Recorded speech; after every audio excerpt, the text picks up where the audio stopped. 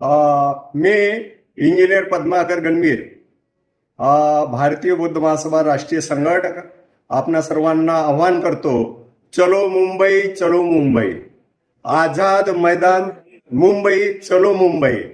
बंधूंनो, महाराष्ट्र शासनाने उपवर्गीकरण, ध्रुवीकरण, ABCD अशा पद्धतीचं 59 जातीमध्ये विभाजन करण्याचा जो षडयंत्र सुरू केलेला आहे तो उपवर्गीकरण रद्द करण्यात यावं आणि सर्व 59 जाती अनुसूचित जाती ह्या होमोजिनियस असल्यामुळे त्या एक संघ असायला पाहिजेत. सर्व अनुसूचित जातींचं आणि आरक्षण समर्थक समाजाचं एकमेव ध्येय आहे, आम्हाला सर्वांना एकजूट ठेवा.